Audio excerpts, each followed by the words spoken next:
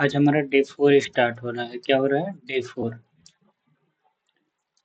Day 4 में हमने देखा है कि टारगेट में मौर्य साम्राज्य है। मौर्य साम्राज्य। अगर आप सुबह जो टारगेट वाला वीडियो डे 4 का नहीं देखे हैं, डे 4 का, तो आई बटन पर टैप करके आप वो वीडियो देख सकते हैं। चलिए अब हम लोग अपना एमसीक्यू शुरू करते हैं।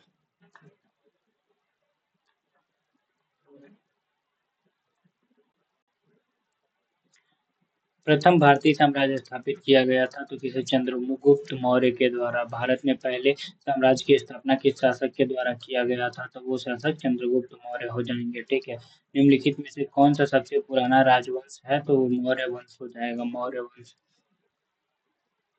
जिसके ग्रंथ में चंद्रगुप्त मौर्य का विशिष्ट रूप से वर्णन हुआ है वो है तो विशाखा दत्त का मुद्रा राक्षस में चंद्रगुप्त मौर्य का विशिष्ट रूप से वर्णन किया गया है। चंद्रगुप्त को नंदराज का पुत्र माना गया है। और मुद्रा राक्षस में चंद्रगुप्त को वृषल या कुलहीन भी कहा गया है। यूनानी लेखक जस्टिन द्वारा जिसे एंड्रोकोटस कहा गया था, उसे चंद्रगुप्त मौर्य को कहा गया था। एंड्रोकोटस से चंद्रगुप्त मौर्य की पहचान किसने की थी? तो ये विलियम जोन्स ने कराया था। कौन कराया था? विलियम जोन्स ने।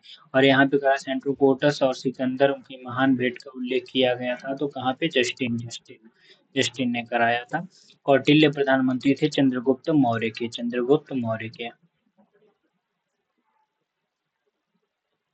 चाणक्य अपने बचपन में किस नाम से जाने जाते थे? तो अजय के नाम से जाने जाते, विष्णुगुप्त के नाम, सॉरी, विष्णुगुप्त के नाम से जाने जाते थे। किससे? विष्णुगुप्त के नाम से।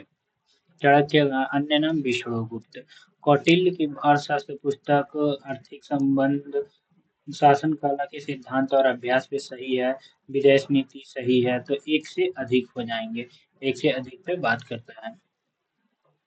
कौटिल्य का अर्थशास्त्र एक है तो क्या है? शासन के सिद्धांतों की पुस्तक है। निम्नलिखित में से किस राज्य के सप्तांग सिद्धांत के अनुसार राज्य का सातवां अंग मित्र हो जाएगा? कौटिल्य के अर्थशास्त्र में किस पहलू पर प्रकाश डाला गया? तो राजनीतिक नीतियों पर डाला गया है। ठीक है, बी ऑप्शन करेक्ट हो जाएगा।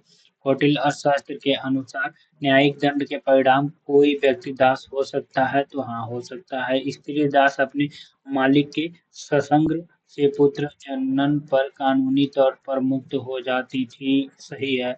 स्त्री दास प्रथा मालिक उस स्त्री को पैदा हुए पुत्र का पिता हो तो उस पुत्र को मालिक का पुत्र होने का कानूनी हक मिलता है? नहीं। तो एक और दो यहाँ पे सही हो जाएगा। लिखित निम्नांकित में से किसकी तुलना मैकेओली के द प्रिंस से की जा सकती है? तो वो है कौटिल्य के अर्थशास्त्र को की जा सकती है। किसके शासनकाल में डीमेकस भारत आया था? तो डीमेकस बिंदुसार के शासनकाल में आया था। सीरिया के राजा एंडिकोस प्रथम ने डीमेकस को भेजा था। बिंदुसार के शासनकाल में अशोक ने अवंती महाजनपद जीतकर मौर्य साम्राज्य में मिला लिया था। इसका उल्लेख किस ग्रंथ में मिलता है? तो ये बुद्ध घोष के समंत प्रसादिका में मिलता है। पाटलिपुत्र में स्थित चंद्रगुप्त का महल मुख्यतः बना था तो लकड़ी का बना था। ठीक है, लकड़ी करेक्ट आंसर हो जाएगा। किस प्राचीन नगर के अवशेष कुम्हार स्थल से प्राप्त हुए हैं? तो वो है पाटलिपुत्र से। बुलंदी बाग प्राचीन स्थान था कहाँ का? पाटलिपुत्र का। निम्नलिखित में से किस मौर्य राजा ने दक्कन पर विजय प्राप्त की थी? तो दक्कन पर विजय चंद्रगुप्त मौर्य ने प्राप्त किया था। कौन प्राप्त किया था? चंद्रगुप्त मौर्य ने। मालवा, गुजरात, महाराष्ट्र किस शासक ने पहली बार जीता था? तो वो शासक थे चंद्रगुप्त मौर्य ने जीता था। अभिलेख जिससे यह प्रमाणित होता है कि चंद्रगुप्त का प्रभाव पश्चिम भारत पे था तो वो हो जाएगा रुद्रदामन का जूनागढ़ अभिलेख। गुजरात चंद्रगुप्त मौर्य के साम्राज्य में सम्मिलित था या प्रमाणित होता है तो रुद्रदामन के जूनागढ़ शिलाभिलेख से प्राप्त होता है। सेल्यूकस जिनको अलेक्जेंडर द्वारा सिंध और अफगानिस्तान का प्रशासक नियुक्त किया गया था, को किस भारत राजा ने हराया था? तो ये हर राजा थे चंद्रगुप्त। 305 ईस्वी में। यहाँ पे 305 ईस्वी में हो जाएगा। फिर ये कह रहा है कि ये अशोक के हो जाएंगे। अशोक से उसके शासनकाल के अंतिम समय का ये चित्र बना हुआ है। किसने सहिष्णुता, उदारता और करुणा के त्रिविध आधार पर राय धर्म की स्थापना किया था? तो अशोक ने किया था। किसने किया था? अशोक ने किया था। निम्न में से कौन सा क्षेत्र अशोक के साम्राज्य में सम्मिलित नहीं था? तो ये हो जाएगा श्रीलंका। श्रीलंका अशोक के साम्राज्य में सम्मिलित नहीं था। अशोक के निम्नलिखित से अभिलेखों में से किसमें दक्षिण भारत राज्यों का उल्लेख मिलता है? तो धृति मुख्य शिलालेख में दक्षिण भारतीय राज्यों का उल्लेख मिलता है। धृति में, किसमें? धृति में।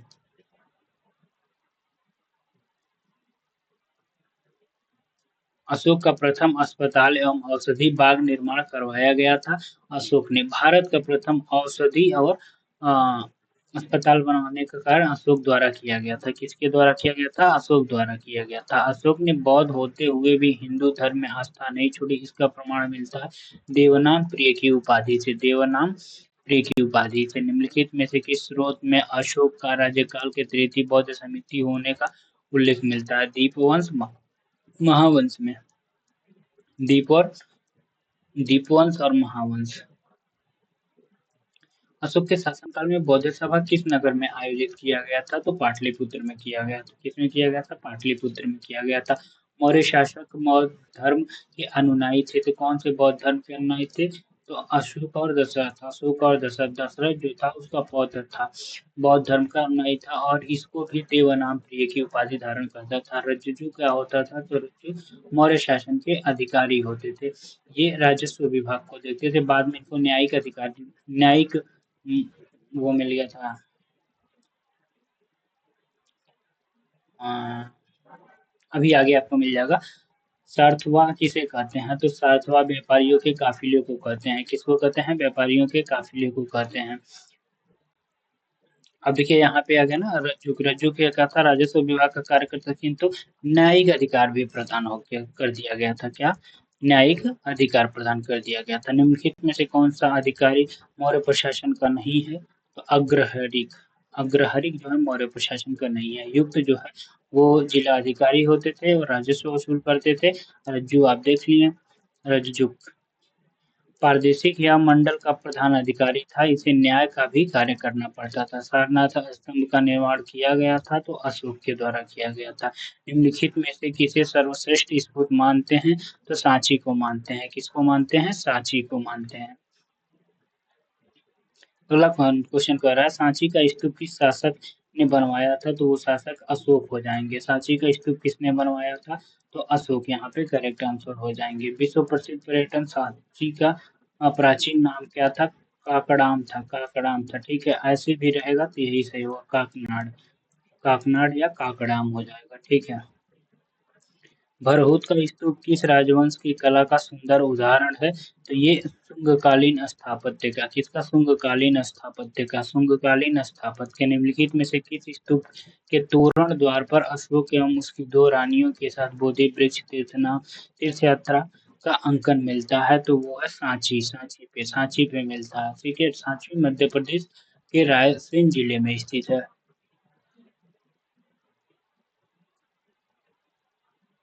कौशाम्बी घोषिताराम मठ। कौशाम्बी में क्या है? घोषिताराम मठ है। कुशीनगर में राणाभर स्तूप। कुशीनगर में राणाभर स्तूप। सारनाथ में धमेख स्तूप। धमेख स्तूप है। क्या है? धमेख स्तूप।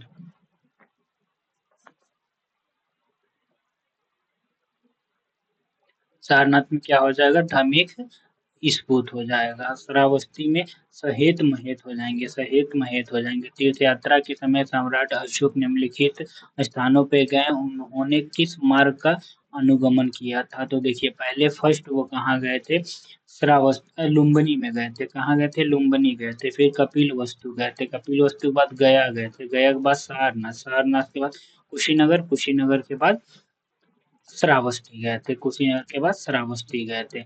अशोक के शिलालेखों में प्रयुक्त भाषा प्राकृत भाषा है। कौन सी भाषा है? प्राकृत भाषा है। निम्नलिखित में से कौन सा अशोककालीन अभिलेख खरोष्ठी लिपि में है? तो शाहबाजगढ़ी। शाहबाजगढ़ी जो है खरोष्ठी लिपि में है।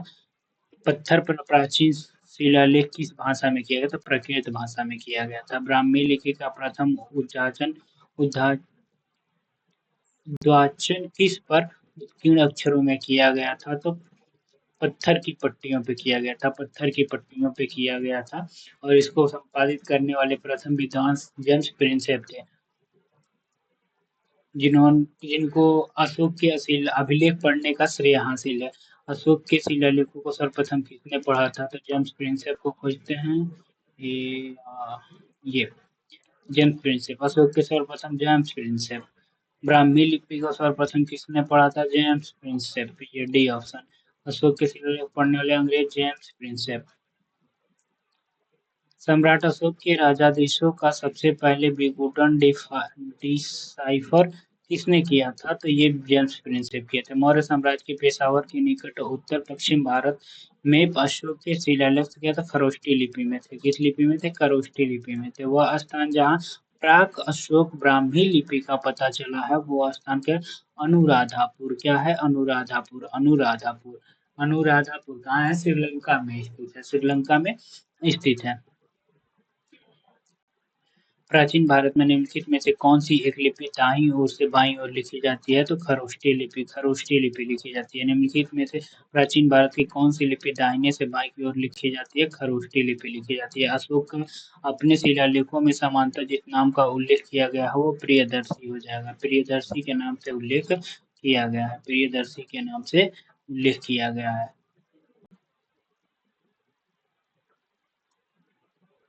अपने शिलालेखों में अशोक समांतर किस नाम से जाने जाते हैं?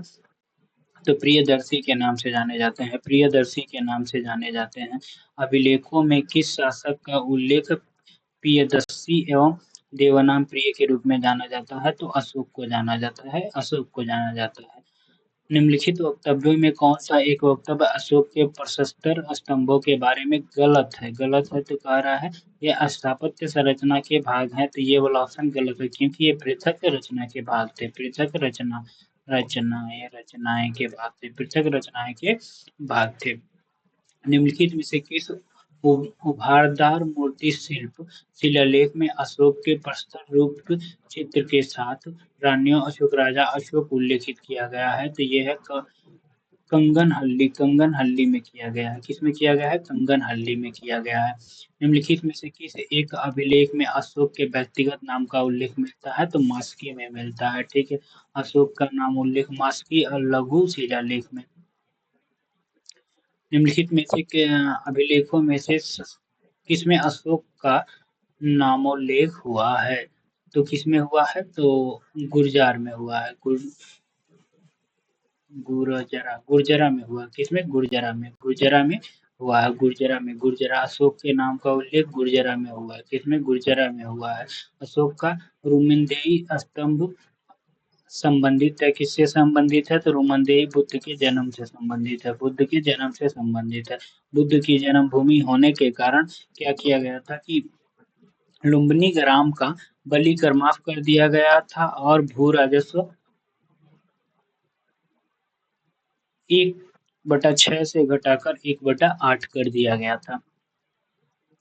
गुर्जरा लघु शिलालेख जिसमें अशोक का नाम उल्लेख किया गया है वो मध्य प्रदेश के दतिया जिले में स्थित है। मध्य प्रदेश के दतिया जिले में, जतिया, दतिया, दतिया, दतिया जिले में। केवल वह स्तंभ जिसमें अशोक ने स्वयं को मगध का सम्राट बताया है तो वो हो जाएगा भारभू, भारभू, भारभू स्तंभ, भारभू स्तंभ में भारभू स्तंभ, भारभू, भारभू, भारभू, भारभू। ठीक है। कालसी प्रसिद्ध है, कालसी प्रसिद्ध अशोक के शिलालेखों के कारण, कालसी प्रसिद्ध अशोक के शिलालेखों के कारण उत्तराखंड के देहरादून जिले में स्थित है। किसमें? उत्तराखंड के देहरादून जिले में। हेलो,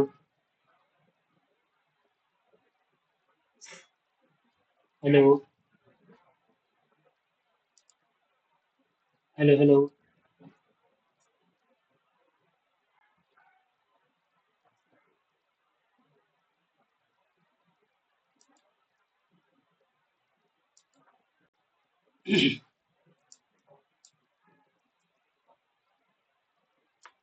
उत्तराखंड में सम्राट अशोक के शिलालेखों की एक प्रति कहाँ मिली थी? तो वो मिली थी कालसी में मिला था। कहाँ? कालसी में मिला था। हेलो,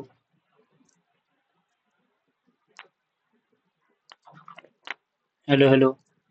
चलिए, तो हो जाएगा कालसी में मिला था। अब कह रहा है ये निम्नलिखित में से कौन से युग्म सही है, तो इसमें देखिए धौली जो है वो उड़ीसा में है, एरुगोड़ी कहाँ है, आंध्र प्रदेश में है, चौगढ़ कहाँ, उड़ीसा में है, कालसी भी उत्तराखंड में है, कालसी उत्तराखंड में है। निम्नलिखित में से अशोक का कौन सा शिलालेख धार्मिक संश्लेषण के बारे में कहता है, तो 12वां शिलालेख जो है धार्मिक संश्लेषण के बारे में कहता है। कलिंग विजय कलिंग युद्ध की विजय तथा क्षतियों का वर्णन अशोक के किस शिलालेख में है, तो वो शिलालेख नंबर 13 में है। किसमें? शिलालेख नंबर 13 में है। कलिंग युद्ध का विवरण हमें बताता है 13वें शिलालेख में। किस अभिलेख में कलिंग विजय का वर्णन किया गया है, तो वो किया गया हाथी गुफा अभिलेख और 13वें।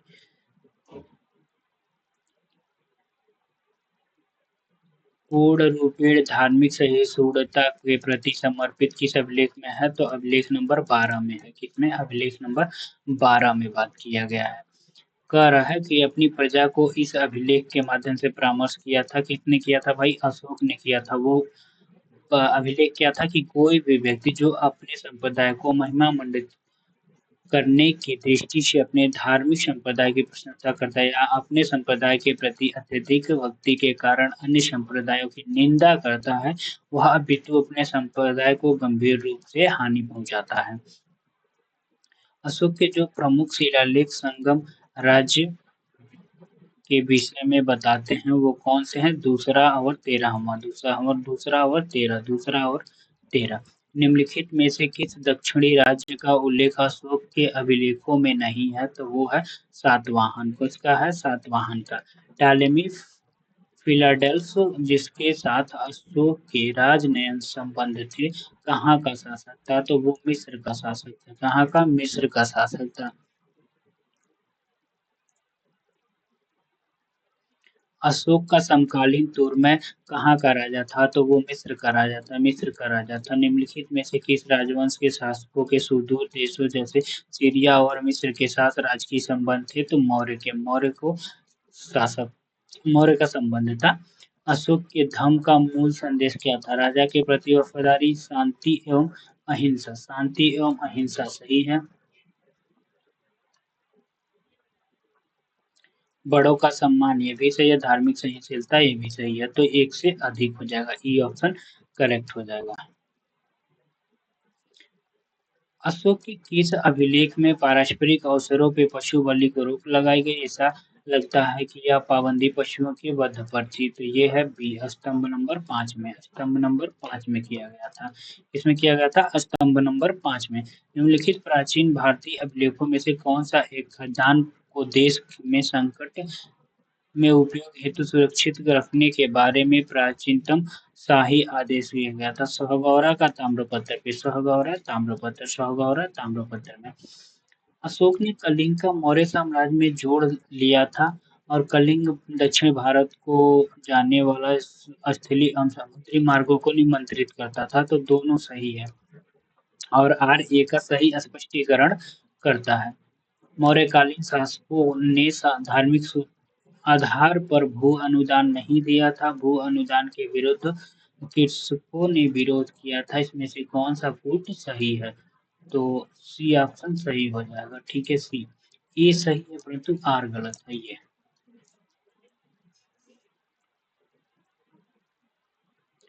प्रसिद्ध यूनानी राजदूत मेगास्थनीज भारत के किसके दरबार में आया था? भारत में किसके दरबार में आया था? चंद्रगुप्त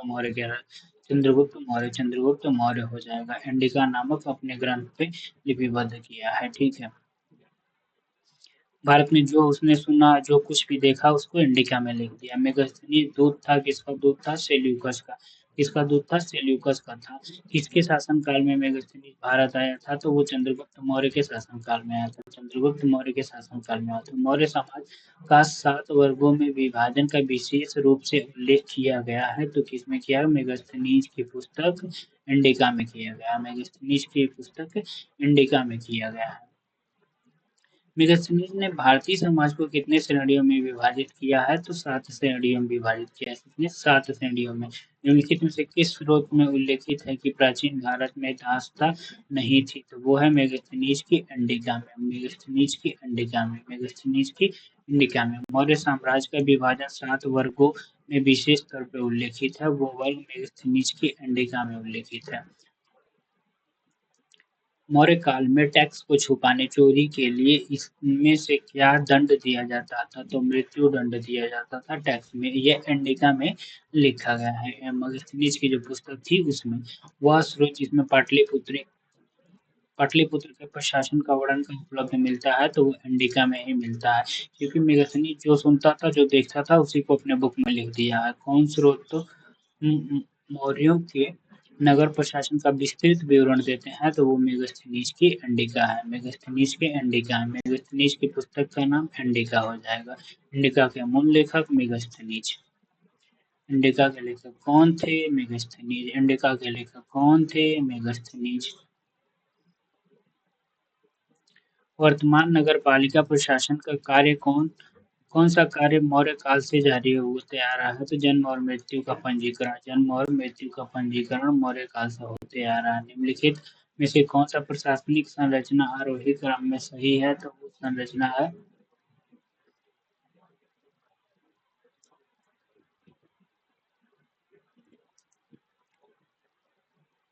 कौन सा? आरोही, एक आरोही, आरोही क्रम में। तो इसमें क्या हो जाएगा?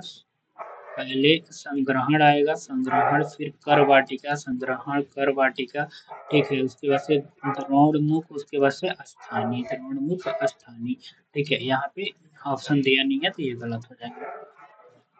मौर्य नरेश के बारे में निम्न में से कौन सा कथन सही है? उन्होंने विकास किया था। संस्कृति और कला व साहित्य का सही है। प्रांतीय विभाजन का ये भी सही है। सोने के सिक्के का नहीं। हिंदकुश तक साम्राज्य का ये भी सही है। यानी कि A C D D option correct हो जाएगा। भाग एवं बलि थे। भाग और बलि क्या थे? राजस्व के स्रोत थे। राजस्व के स्रोत थे। राजस्व के स्रोत थे। वह भूमि से उत्पन्न उत्पादन के एक भाग अधिकारी को देता था। इस कर को भाग कहते थे, ठीक है। इसी प्रकार बलि भी राजस्व का स्रोत होते थे। मौर्य काल में भूमि कर, जो कि राज्य की आय का प्रमुख स्रोत था, किस अधिकारी द्वारा एकत्रित किया जाता था? तो अधिकारी सीताध्यक्ष होता था। अधिकारी सीताध्यक्ष होता था। कृषि भूमि का अध्यक्ष सीताध्यक्ष। मौर्य काल में सीता का तात्पर्य क्या है? तो सीता का तात्पर्य राजस्व भूमि से प्राप्त आय है। राजस्व भूमि से प्राप्त आय है। राजस्व भूमि से प्राप्त आय है। मौर्य मंत्रिपरिषद में निम्न में से कौन राजस्व इकट्ठा करने में से संबंधित है? तो वह है समाहर्ता। समाहर्ता जो है राजस्व इकट्ठा करने में से संबंधित है। निम्नलिखित में से कौन सा मौर्ययुगीन अधिकारी तौल माप का प्रभारी था? तौल माप का अधिकारी तौलमाप का अधिकारी कौन था? पौतावाध्यक्ष।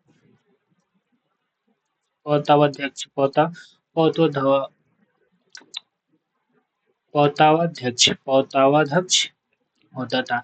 मौर्य काल में एग्रोनोमोई अधिकारी निम्नलिखित में से किस क्षेत्र से संबंधित है? मार्ग निर्माण से संबंधित है। किससे संबंधित है? मार्ग निर्माण से संबंधित है। पकोदक संधि रोधे मौर्य प्रशासन द्वारा लिया जाने वाला जुर्माना था। तो क्यों? सड़क पर कीचड़ फैलाने पर लिया जाता था। सड़क पर कीचड़ फैलाने पर लिया जाता था।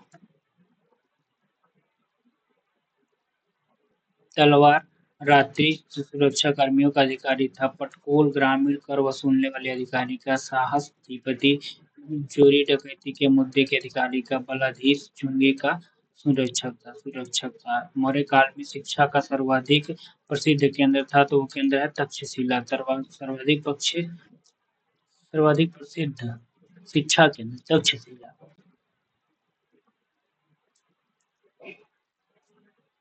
कौटिल्य के अर्थशास्त्र के अनुसार मौर्यकालीन न्याय व्यवस्था में निम्नलिखित न्यायालय अस्तित्व में थे। तो वो हो जाएंगे आपके धर्मस्थी और कंटक शोधन, कंटक शोधन, कंटक शोधन, कंटक शोधन और धर्मस्थीय, धर्मस्थीय और कंटक शोधन, कंटक शोधन। जो धर्मस्थी था ना, धर्मस्थी ये था दीवानी मामला देखता था, दीवानी मामला देखता था। कंटक शोधक जो फौजदारी मामला देखता था, फौजदारी मामले।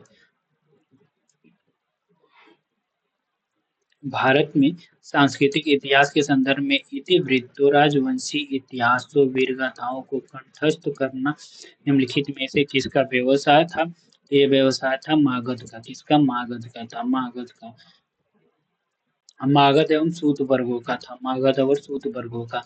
गांव के शासन को स्वायत्तशासी पंचायतों के माध्यम से संचालित करने की व्यवस्था का सूत्रपात किसने किया था? द्रविड़ों ने, द्रविड़ों ने किया था। किसने किया था? द्रविड़ों ने किया था, द्रविड़ों ने किया था। प्राचीन भारत में निम्नलिखित ग्रंथों में से किसमें पति द्वारा परित्यक्त पत्नी के लिए विवाह विच्छेद की अनुमति दी गई थी? अर्थशास्त्र में, कौटिल्य के अर्थशास्त्र में दिया गया था। निम्नलिखित में से किसमें पुनर्विवाह वर्जित था? तो ये है मनुस्मृति, मनुस्मृति में मनुस्मृति के 38वें खंड में वो उल्लेख है कि वह व्यक्ति जिसकी पत्नी मर गई हो पुनर्विवाह कर सकता है, लेकिन विधवा स्त्री को पुनर्विवाह करने की अनुमति नहीं थी। विदेशियों को भारतीय समाज में मनु द्वारा दिया गया सामाजिक स्तर था, तो वो स्तर था वरात्य, वरात्य क्षत्रिय का, वरात्य क्षत्रिय का, वरात्य क्षत्रिय का सामाजिक स्तर दिया गया था। बैकग्राउंड में कुत्ते की आवाज आ रही होगी तो आप उसे इग्नोर करेंगे। निम्नलिखित व्यक्ति भारत में किसी न किसी समय आए हैं, तो उनका क्रम बताना है आपको। क्रम हो जाएगा, पहले मेगस्थनीज आया, फिर फारहान आया, हेनसांग आया, फिर इत सिंह आ गया। फिर कौन आया? इत सिंह आया।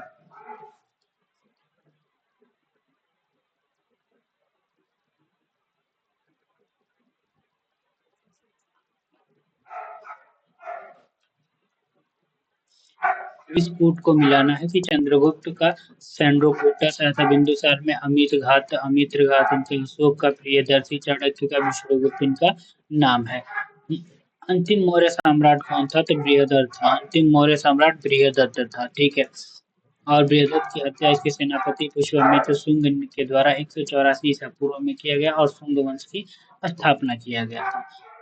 अंतिम मौर्य शासक बृहदत्त की हत्या उसके सेनापति पुष्यमित्र शुंग ने किया था, सही है। अंतिम शुंग राजा देवभूति की हत्या उसके ब्राह्मण मंत्री वासुदेव कर्ण ने किया और उसने राज सिंहासन हथिया लिया था। आंध्र में कर्ण राजवंश के अंतिम शासकों को पद से वंचित किया गया था, तो यहाँ पे आपका करेक्ट आंसर डी हो जाएगा। तो तीनों के तीनों सही है। मौर्य काल में पड़यम था। पड़यम क्या था? आपातकालीन कर था, आपातकालीन कर था। ये एक प्रकार का आपातकालीन कर था। चंद्रगुप्त मौर्य और अशोक यहाँ पे सही हो जाएंगे कि ईसवी सन के पूर्व की कुछ शताब्दियों में निम्नलिखित में से किन शासकों ने गिरनार क्षेत्र पे जल संसाधन व्यवस्था की ओर ध्यान दिया था? चंद्रगुप्त मौर्य और अशोक ने। कितने? चंद्रगुप्त मौर्य और अशोक ने ध्यान दिया था। जल की आवश्यकता को ध्यान में रखते हुए जिस प्रथम शासक ने गिरनार क्षेत्र में एक झील का निर्माण करवाया था, तो वो था चंद्रगुप्त मौर्य। कौन था? चंद्रगुप्त मौर्य ने करवाया था। निम्नलिखित में से किस अभिलेख में चंद्रगुप्त और अशोक दोनों का उल्लेख किया गया है? तो वो है महाक्षत्रप रुद्रदामन का जूनागढ़ अभिलेख, महाक्षत्रप जूनागढ़ अभिलेख। निम्नलिखित अभिलेखों में से किसमें अशोक का अभिलेख भी पाया गया है? तो वो है महाक्षत्रप रुद्रदामन का जूनागढ़ अभिलेख है, महाक्षत्रप रुद्रदामन का जूनागढ़ अभिलेख। बराबर पहाड़ी की गुफाओं के विषय में निम्न में से कौन एक सही नहीं है? बराबर पहाड़ी पर कुल 4 गुफाएं हैं, 3 गुफाओं का दीवार पर अशोक के अभिलेख उत्कीर्ण है। ये अभिलेख इन गुफाओं को आजीविकाओं को समर्पित होने का उल्लेख करते हैं। ये अभिलेख ईसा छठवीं पूर्व ईसा पूर्व 6ठी शताब्दी के हैं। ये ऑप्शन सही हो जाएगा यहाँ पे। सही नहीं है तो गलत ऑप्शन पूछा तो ये वाला हो जाएगा, ठीक है। मौर्यकालीन मूर्ति में मणिभद्र यक्ष नाम से अंकित मूर्ति किस स्थान से प्राप्त हुआ है? तो परखम से प्राप्त हुआ है। कहाँ से प्राप्त हुआ? परखम से प्राप्त हुआ है, परखम से प्राप्त हुआ है। अब कह रहा है लोथल, लोथल जो है एंट्रियंट डैकयार्ड है, एंट्रियंट डैकयार्ड तो लोथल सही हो जाएगा। सारनाथ में fast first sermon of Buddha, ये भी सही है। राजगिरी में लायन कैपिटल ऑफ अशोक, ये गलत हो गया। नालंदा का great seat of Buddhist learning में हो जाएगा, बुद्धिस्ट लर्निंग हो जाएगा। विशाखा दत्त के प्राचीन भारतीय नाटक मुद्रा राक्षस की विषय वस्तु क्या है? तो चंद्रगुप्त मौर्य के समय में राज दरबार की दुर्भिसंधियों के बारे में, दुर्भिसंधियों के बारे में है। ठीक है, अब यहाँ तक हमारा डे 4 कंप्लीट हो गया। डे 4 का हिस्ट्री कंप्लीट हो गया। मौर्योत्तर काल डे 5 में आएगा। ठीक है, मिलते हैं अब नेक्स्ट वीडियो में, तब तक के लिए बाय बाय, टेक केयर।